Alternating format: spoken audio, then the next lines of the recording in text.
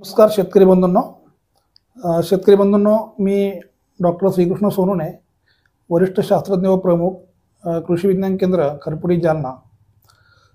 शेतकरी बंधूंनो, आता खरीप हंगाम सुरू होतो आहे आणि या खरीप हंगामामध्ये आपण तूर हे पीक प्रामुख्याने जालना जिल्ह्यात तसेच मराठवाड्याच्या संपूर्ण सर्वच भागामध्ये आपण मोठ्या प्रमाणात शेतकरी या ठिकाणी घेत असतात. तूर हे पीक एक तर सलग पीक किंवा आंतरपीक अशा पद्धतीचं आपल्या शेतकऱ्यांकडनं या ठिकाणी घेतलं जातं आणि हे एक महत्त्वाचं कडधान्य पीक आहे, द्विदल पीक आहे आणि त्याला आपल्या पीक पद्धतीमध्ये एक विशेष वेगळं असं स्थान या ठिकाणी आहे. तर चला तर आज आपण या तूर पिकाविषयी महत्त्वाची माहिती जाणून घेऊया. कारण तूर आपण वर्षानुवर्षे पारंपरिक पद्धतीने करतो, पण तुरीच्या उत्पादन वाढीच्या बाबी कोणत्या आहेत? अनेक शेतकऱ्यांना प्रश्न पडतो की तुरीच्या कोणत्या जाती लावायच्या किंवा लागवड कशी करायची किंवा पुढचं व्यवस्थापन कसं करायचं आणि जास्तीत जास्त उत्पन्न कसं वाढायचं. खरं म्हणजे अलीकडच्या काळामध्ये तुरीला एक प्रकारचं नगदी पीक किंवा पैशाचं पीक म्हणून शेतकरी त्या दृष्टीने बघतायत. सर्वच ठिकाणी म्हणजे हमीभावसुद्धा या द्विदल पिकांना एक चांगल्या प्रकारे मिळत असल्यामुळे आणि बाकीच्या पिकाच्या तुलनेमध्ये म्हणजे कापूस असेल किंवा सोयाबीन असेल त्या तुलनेमध्ये या पिकापासून जास्त नफा मिळत असल्यामुळे अनेक शेतकरी तुरीच्या पिकाकडे आकर्षित होत आहे. परंतु या सर्वच बाबीमध्ये आपण पहिल्यांदा जाणून घेऊ की तूर पिकामध्ये उत्पादनामध्ये कोणता अडसर आहे किंवा कोणत्या पद्धतीचं त्यामध्ये अडथळे आहेत की ज्यामुळे उत्पादन कमी होतं. तर शेतकरी बंधूंनो, तुरीमध्ये महत्त्वाची जी काही आपण ज्याला अडचण म्हणूया ती आहे की तुरीमध्ये मर रोग आणि काही प्रमाणात वाण रोग.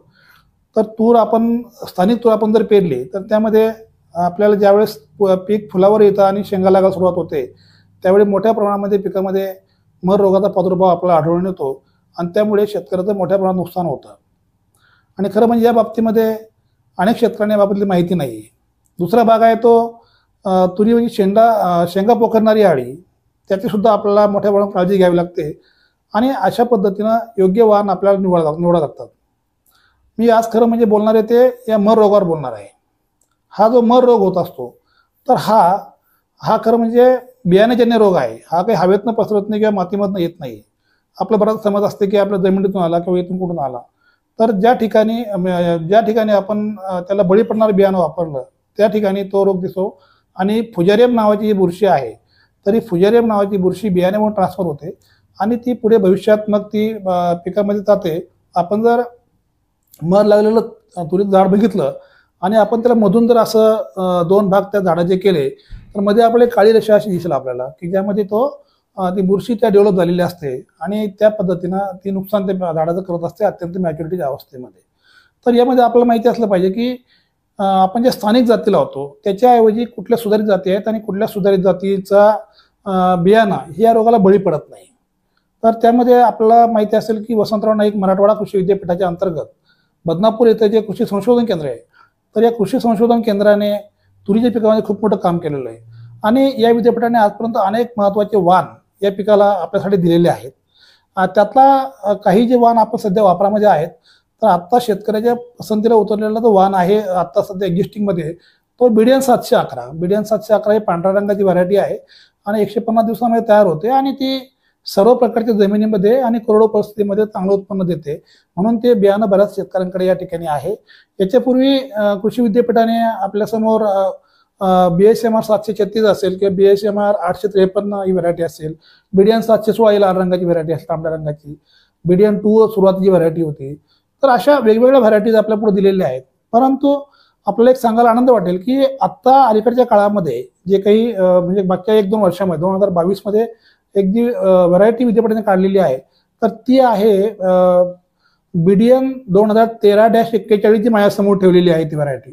आणि ही जी तुरीचं वाण आहे हे तुरीचं वाण हे BDN 2013-41 किंवा त्याला गोदावरी असं प्रामुख्यानं त्याचं नाव आहे आणि या नावाने लोक त्याला ओळखतात. तर गोदावरीच्या बियाण्याच्या संदर्भामध्ये आज अनेक ठिकाणाहून शेतकऱ्यांच्या चौकशी येतात. शेतकरी विचारतात की आपल्याला गोदावरीचं बियाणं पाहिजेत.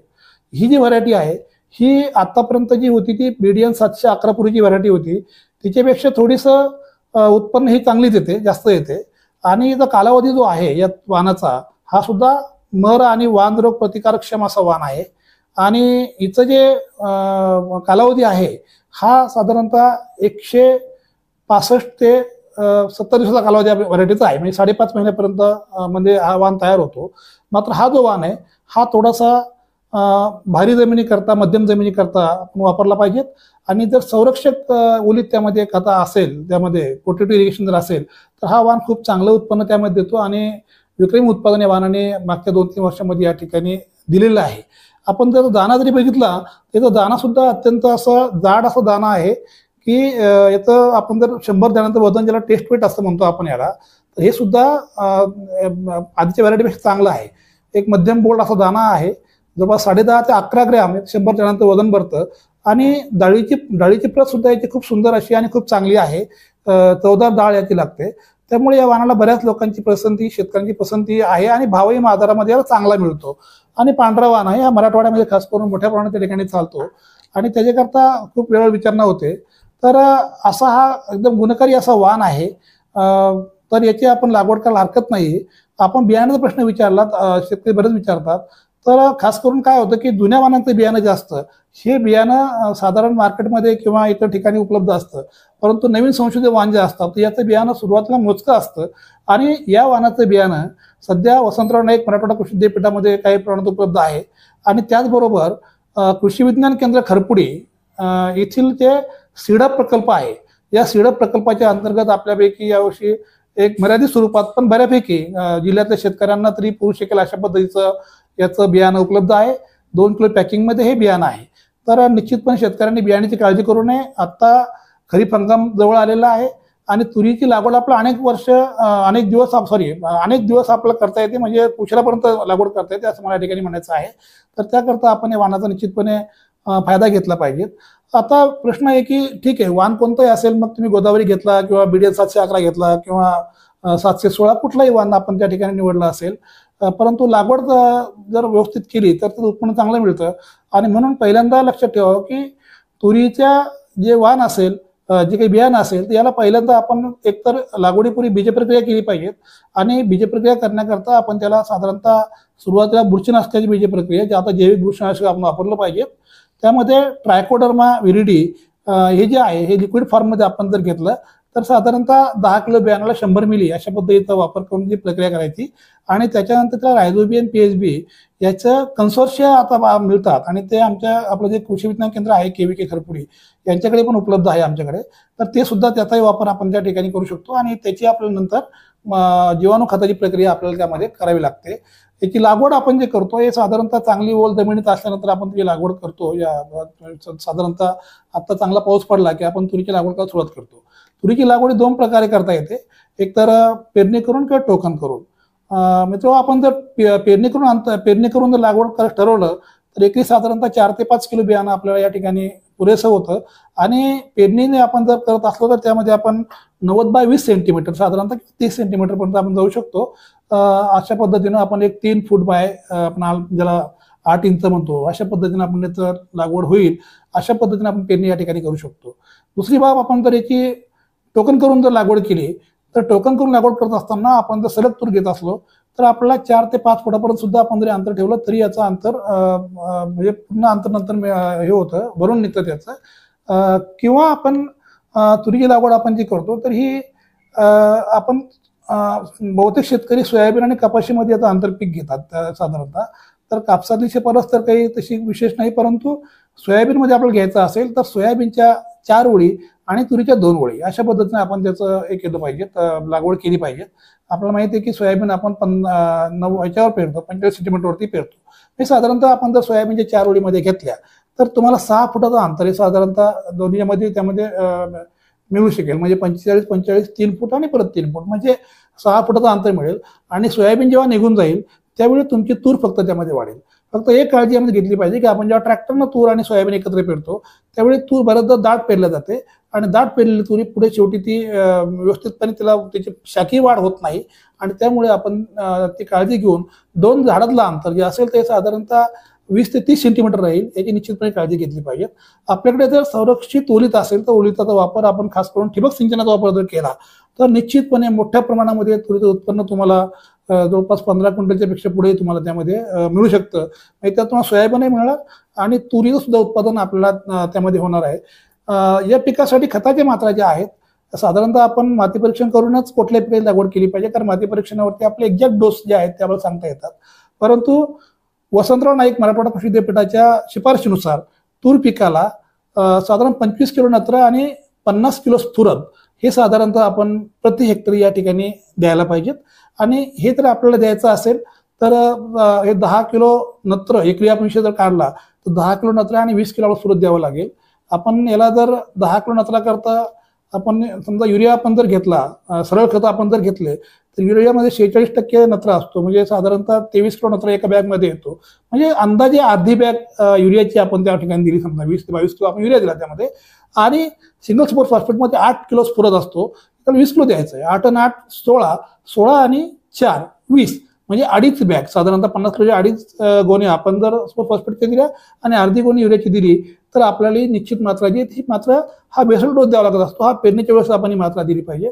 किंवा हे जर खत उपलब्ध नसेल तर त्याच्याऐवजी आपण डायअमोनियम फॉस्फेट DAP असेल किंवा दुसरे खतं जे असतील तर ते आपण त्यामधून देऊ शकतो. मात्र त्याकरता तज्ज्ञांचा सल्ला घेणं आपल्याला या ठिकाणी खूप गरजेचं आहे की आपण कोणतं खत किती प्रमाणामध्ये या ठिकाणी द्यायला पाहिजेत.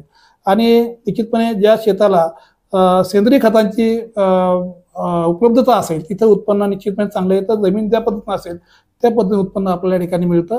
मात्र तुरीच्या मुळ्या खोल जातात, लक्षात घेतलं पाहिजेत.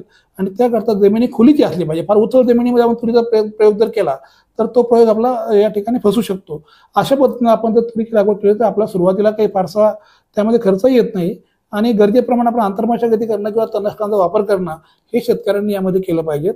त्यानंतर बाकी पुढे याच्यामध्ये कीड व्यवस्थापन जे आहे ते याचा प्रश्न पुढेच येतो की ज्यावेळी पिकाला कळी आणि फुल अवस्थेमध्ये ज्यावेळी त्याच्यावरती शेंगा पोखरणारी अळी किंवा शेंग माशीचा प्रादुर्भाव होऊ शकतो तर त्यावेळी आपण एकात्मिक पद्धतीने व्यवस्थापन करून त्यामध्ये फेरोमोन सापळ्यांचा वापर त्यामध्ये असेल किंवा बर्ड पर्चेस आपण ज्याला म्हणतो की पक्षी बसण्याकरता आपण थांबे त्यामध्ये केले तर त्यामध्ये जैविक पद्धतीने आपला खूप चांगला किंवा निंबोळी अर्काचा वापर आपण त्या ठिकाणी जर केला तर चांगल्या पद्धतीने तुम्हाला त्या तुरीच्या पिकामध्ये कीड व्यवस्थापन या ठिकाणी होऊ शकतं. राहिला प्रश्न पाण्याचा, तर खास करून पिकाला म्हणजे फुलावडी अवस्थेमध्ये आणि शेंगा भरण्याच्या अवस्थेमध्ये पाण्याची अत्यंत आवश्यकता असते. आणि अशा वेळी तर पाणी जर कमी असेल तर त्या ठिकाणी आपल्याला बोरून पाणी देणं गरजेचं असतं. आणि म्हणून मी सांगितलं की ठिबक सिंचन किंवा आपण दुसरी जर व्यवस्था केली तर त्याला त्या ठिकाणी आपण साधारणतः जेव्हा प्री फ्लॉवरिंग म्हणतो आपण त्याला, म्हणजे कळी अवस्थेमध्ये पीक असतं तर त्यावेळी आपण त्याला एक पाणी दिलं पाहिजे. आणि दुसरं पाणी आलं तर शेंगा भरण्याच्या अवस्थेमध्ये आपण एक पाणी तुरीला या ठिकाणी दिलं पाहिजे. ज्या शेतकऱ्यांकडे कोरडवाहूची व्यवस्था असेल, मी फक्त गोदावरीविषयी बोलत नाही, मी सगळ्या वाणाविषयी बोलतो, जिथं कोरडवाहू पीक असेल तर त्या ठिकाणी आपण मूलस्तरी जलसंधारणाचे उपाय आपण त्या ठिकाणी केले पाहिजेत. म्हणजे साधारणतः आपण तुरीला एक ठराविक दिवसानंतर आपण त्याला जर त्यामध्ये मृत चर काढले तुरीमध्ये तर त्यामध्ये पावसाचं पाणी पडलेलं त्यामध्ये जिरू शकतं. किंवा सोयाबीन काढल्यानंतर आपण दोन्ही बाजूला जर त्या काढाचे एक आपण जर नांगर त्यामध्ये मारला, बळीराम मारला तर त्यातही मोठ्या प्रमाणात पाण्याचं बचत किंवा पाणी त्यामध्ये मुरण्याचं काम होऊ शकतं. आणि जलसंवर्धन जागेवर झाल्यामुळं त्या पिकाला चांगल्या पद्धतीने सपोर्ट या ठिकाणी मिळू शकतो. तर शेतकरी बंधूंना मला आशा आहे की आपण निश्चितपणे या कडधान्य पिकाकडे वळणार यावर्षी. आणि त्याचे हमीभाव सुद्धा यावर्षी शासनाने चांगल्या पद्धतीने जाहीर केलेले आहे. आणि दुसऱ्या बाब एक महत्वाची की तूर पीक जसं शेतकऱ्याला समृद्ध करते त्याचप्रमाणे तूर पीक हे तुमच्या जमिनीला पण समृद्ध करते. कारण हे द्विदल पीक असल्यामुळे या पिकाच्या मुळावर त्या गाठी असतात. या गाठीमध्ये रायझोबियम नावाचे बॅक्टेरिया वास्तव्य करतात आणि त्या बॅक्टेरिया या पिकाला खताची नत्रयुक्त खताचं जे खत असतं हे वातावरणात शोषून घेतात. कारण वातावरणामध्ये 78% नत्र जो असतो तो आपल्याला तसं वापरता येत नाही, परंतु हे जे जीवाणू असतात हे ते नत्र शोषून घेतात आणि आपल्या पिकाला आणि पुढच्या पिकाला सुद्धा उपलब्ध करून देतात. त्यामुळे अशा पद्धतीचे की चांगलं पीक आहे. आणि तुमच्या आहारामध्ये सुद्धा कडधान्याला विशेष असं महत्त्व आहे. आणि आज आपण कडधान्यामध्ये खास करून तूर आणि उडीद हे दोन पिकं आताही आपण अजून त्यात थोडंसं स्वयंपूर्ण झालेलं नाहीये.